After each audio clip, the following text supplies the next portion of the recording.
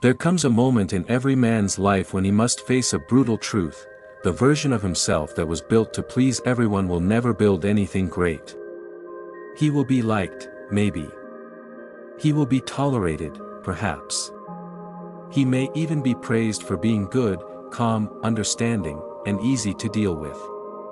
But being pleasant is not the same as being powerful. Being harmless is not the same as being honorable. And being liked is not the same as being respected.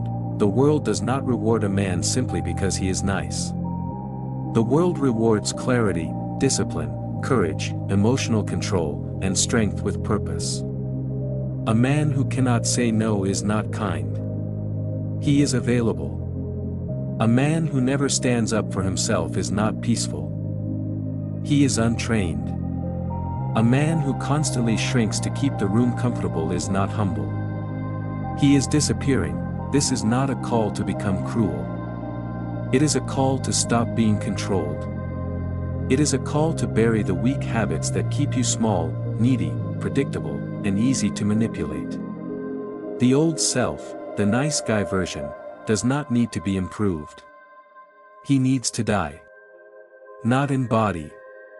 In identity, what replaces him is not a monster. Not a tyrant. Not a man who hurts people for sport.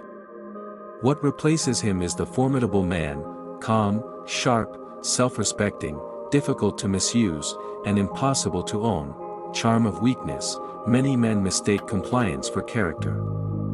They believe that if they are always polite, always available, always agreeable, and always helpful, then they are automatically good men. But that is a dangerous lie. A truly good man is not a man with no backbone. He is a man whose backbone is strong enough to hold his principles under pressure. He is not afraid to speak honestly. He is not afraid to disappoint people. He is not afraid to be misunderstood when standing for what is right. The nice guy usually operates from fear. He fears rejection, so he overgives. He fears conflict, so he stays silent. He fears being alone, so he accepts disrespect. He fears being seen as selfish, so he abandons his own needs. Over time, this creates a man who looks kind on the surface but is internally unstable, resentful, and exhausted. He smiles while being drained. He agrees while being used. He serves while quietly hoping that someone, somewhere, will finally notice his sacrifice and reward him for it. But life is not a vending machine. Good behavior does not guarantee admiration. And constant self-erasure does not earn loyalty. Their hidden contract. The nice guy often carries a secret contract in his mind. If I am useful, they will value me. If I never cause trouble, they will love me. If I give enough, they will give back. If I stay easy to deal with, nobody will leave. This contract is invisible to everyone except him. And because nobody else agreed to it, it eventually collapses.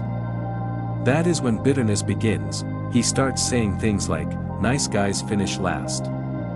But that is not the real issue. He did not finish last because he was nice. He finished last because he had no frame, no boundaries, and no strength behind his kindness. He was generous without standards. Helpful without limits. Gentle without authority, and the world does what the world always does, it follows the path of least resistance. A man without boundaries becomes a hallway for other people's needs. Here is where the pattern begins. Nobody wakes up one day and decides, "I will become weak and invisible." It begins earlier. Sometimes in childhood. Sometimes in school. Sometimes in a home where conflict was punished and silence was rewarded.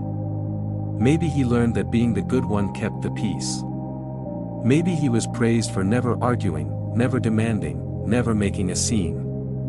Maybe he discovered that the easiest way to survive emotionally was to become small. In order to become agreeable. To become low maintenance, that survival strategy made sense when he was young. But many men never outgrow it, they carry childhood obedience into adulthood and call it maturity. They carry fear of punishment into relationships and call it kindness.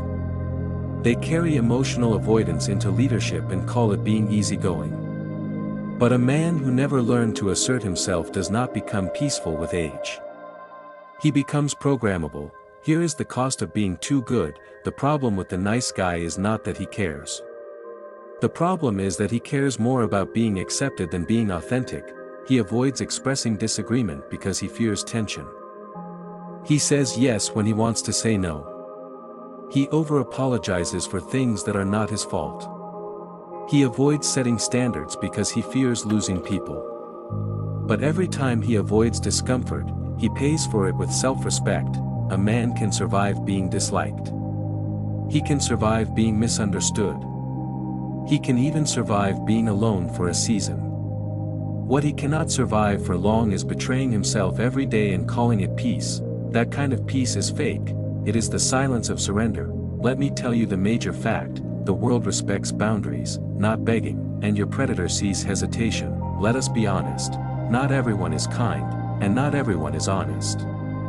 Some people are looking for reliability. Others are looking for weakness. And weakness is usually easy to recognize. It shows up in hesitation. It shows up in over-explaining. It shows up in fear of saying no. It shows up in a man who constantly asks for permission to exist. The coworker who assigns his work to you every week is not confused. He knows exactly what he is doing. The friend who only calls when he needs something is not absent by accident. The partner who keeps crossing your line is not testing a mystery. They are testing your spine, and the moment they realize your spine is flexible, they begin to lean on it. This is not paranoia. This is pattern recognition. A man who cannot defend his time will lose it. A man who cannot guard his energy will be drained. A man who cannot enforce a standard will be walked over by people who can smell uncertainty from a mile away. Let me tell you a story of the man who said yes too often. There was once a man known in his office as the helpful one. Whenever tasks piled up, they came to him. Whenever someone was late, he covered. Whenever a deadline was impossible, he extended himself. He thought this made him valuable. At first, it did. People praised him. They called him dependable. They said, "We don't know what we'd do without you." But over time, something changed. The praise remained, but the respect disappeared. The same people who admired his willingness began to expect it. Then they began to demand it. Then they began to resent him for having boundaries, because he had trained them to believe he had none. One day he finally said no. Not in anger. Not in drama. Just no, and suddenly, he became difficult. That is the moment many nice guys finally understand the truth. Some people never loved their kindness. They only loved their convenience. Here comes the death of the old self. You really need the mirror moment. There is a moment when a man sees himself clearly for the first time. He looks in the mirror and realizes that he has been performing a role for years. He has been editing himself to avoid disapproval. He has been softening his words to avoid conflict. He has been acting like a good man while privately resenting everyone who benefits from his weakness. That moment is painful, but it is necessary, because transformation begins with honesty. The old self must be buried without ceremony. Not because he was evil, but because he was ineffective. He was too easy to manipulate. Too hesitant to lead. Too afraid to disappoint anyone. He had a good heart, perhaps, but a weak frame. And being honest guys, a good heart without a strong frame gets exploited mostly. Now here is the catch: the rebirth of self-respect. The new man does not announce his transformation. He becomes it. He stops begging to be understood by people committed to misunderstanding him. He stops over-explaining his choices. He stops negotiating every boundary like it is a favor. He stops apologizing for having standards. He learns that respect is built through consistency. Through restraint. Through not chasing approval. Through making words mean something. This is not arrogance. It is order. A man who respects himself becomes harder to disrespect. Not because he threatens people, but because he no longer participates in his own humiliation. And the secret is in becoming formidable, and now you're asking yourself what formidable really means. A formidable man is not a loud man. He is not necessarily aggressive. He does not need to posture, dominate every room, or make noise to prove he is alive. He is formidable because his presence carries weight. He speaks carefully. He moves deliberately. He does not beg for belonging. He does not chase validation. He is not ruled by emotional impulses. He is kind, but not soft in the wrong places. Calm, but not passive. Open, but not naive. People trust him because he is predictable in his values, not because he is easy to use. Strength without control becomes destruction. Control without strength becomes performance. But strength under control becomes power. That is the difference. A formidable man does not become emotional just because someone else is emotional. He does not fold under pressure. He does not panic when challenged. He knows what he stands for, and because he knows, he does not need to prove it every 5 minutes. He is capable of saying, "No, I do not agree. That will not work for me. I am not available for that. This conversation is over." And he says it without guilt. Not because he has no conscience, but because he has one. Now here is the silence that changes the room. Stop filling every gap. The nice guy often talks too much. He laughs to be accepted. He explains to be forgiven. He fills every silence because silence makes him nervous. But silence is power when used correctly. A man who can sit comfortably in silence is harder to manipulate. He does not rush to please. He does not panic under pressure. He does not react to every emotional bait thrown at him. Sometimes the strongest thing you can do is say nothing, not because you are afraid. Because you are centered. This is the power of delayed reaction. A weak man reacts immediately. A stronger man responds intentionally. When someone insults him, he does not explode. When someone pressures him, he does not fold. When someone tests him, he does not rush to prove himself. He pauses. He observes. He chooses. This pause changes everything. It prevents manipulation. It exposes games. It gives your words authority because they are no longer desperate. A calm response carries more power than 1,000 emotional speeches. The loud man may dominate the moment. The controlled man owns the outcome. Now the social reckoning phase, when the room adjusts to your boundaries. At first, people may resist the new version of you. They will say you are changing. They will say you are cold. They will say you are not the same anymore. Of course you are not the same. That is the point. People who benefited from your weakness will miss the old version of you because he was easy to manage. He made their lives smoother. He cost them nothing. He asked for little. He gave too much, but once you begin to value your own time, energy, and peace, the room changes. Some people will step closer because they finally see your worth. Others will step away because they can no longer exploit you. Either way, the truth is revealed. There was another man who once said yes to everything. He answered every message immediately. He accepted every burden. He let people define him by what he could provide. Then one season, he stopped. He started training his mind. He started guarding his schedule. He started saying no without explanations. He started showing up less for chaos and more for purpose. At first, people complained. Then they adapted.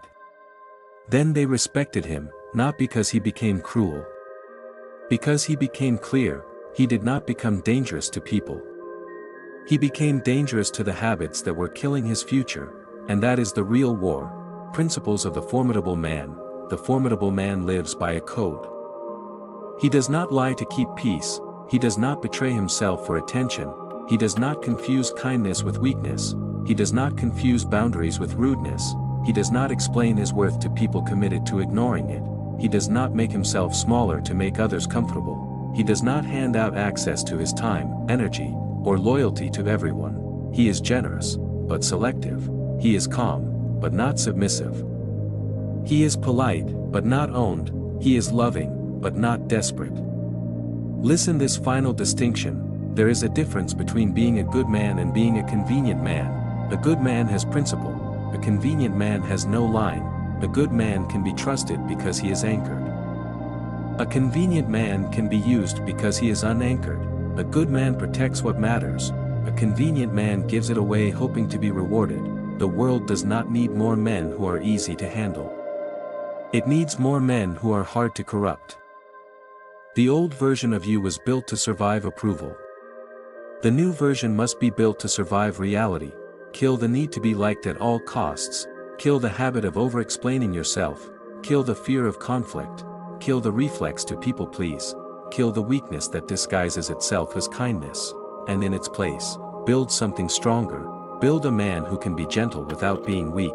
Build a man who can be silent without being invisible. Build a man who can be kind without becoming a target.